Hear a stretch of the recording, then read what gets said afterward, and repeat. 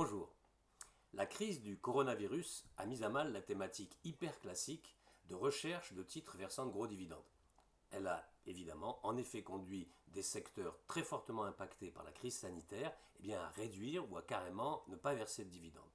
C'est bien sûr tout d'abord les secteurs liés au tourisme, comme l'hôtellerie, le transport ou la restauration, mais aussi également les banques et les assurances auxquelles par exemple les autorités ont demandé de passer leurs dividendes.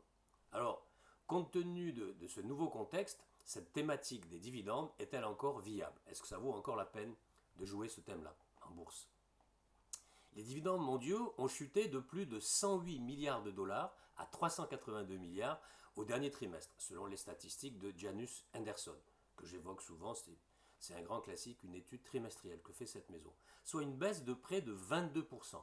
Plus d'un quart des payeurs de coupons ont diminué leurs dividendes au dernier trimestre et plus de la moitié l'ont annulé carrément.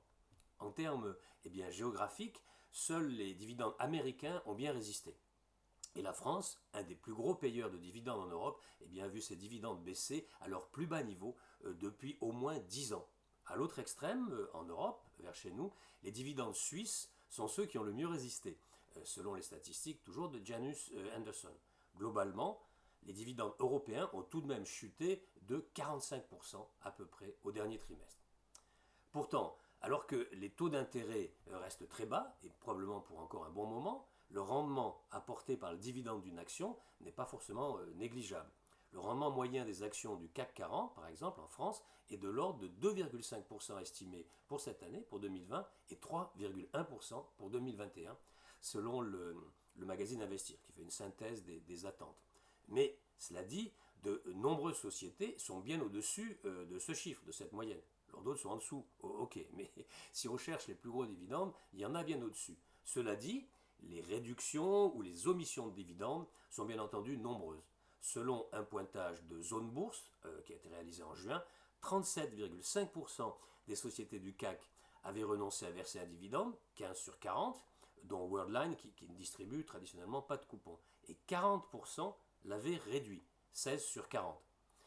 17,5%, 7 sur 40, l'ont confirmé en revanche. Les 5% qui restent ont un exercice décalé et ne s'étaient pas prononcés au moment de cette étude. Donc on reste dans les mêmes types de statistiques que l'étude de Henderson. Parmi les grands groupes du CAC, les coupons, par exemple, ont été confirmés par des sociétés très classiques qui versent des dividendes, Air Liquide, Danone, Dassault Systèmes, Sanofi, Schneider, Total, Vivendi.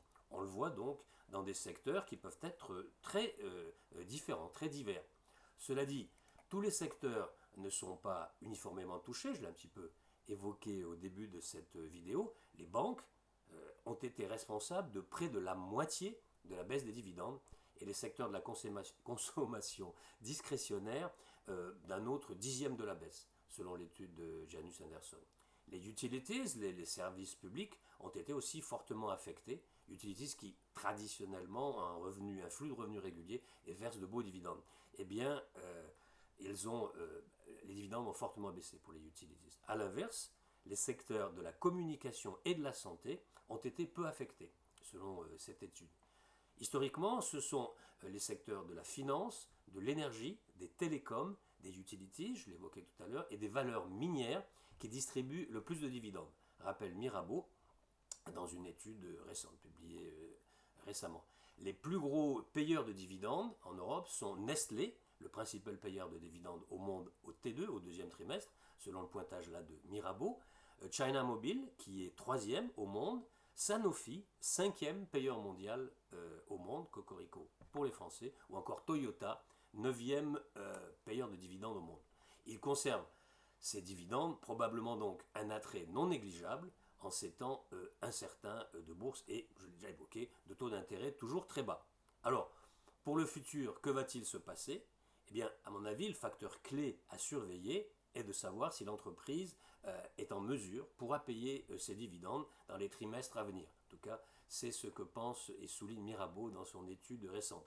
L'évaluation de la dette, par exemple, et des anticipations de résultats seront nécessairement importantes et à prendre en compte pour estimer si le dividende sera versé ou pas. En conclusion, Mirabeau estime qu'il faudra que la croissance économique reprenne et que les gouvernements allègent la pression pour qu'on revienne à une situation de dividende un petit peu plus normale. À vous de faire votre avis, je vous souhaite de très bons trades et vous dis à très bientôt pour de nouvelles news du chalet.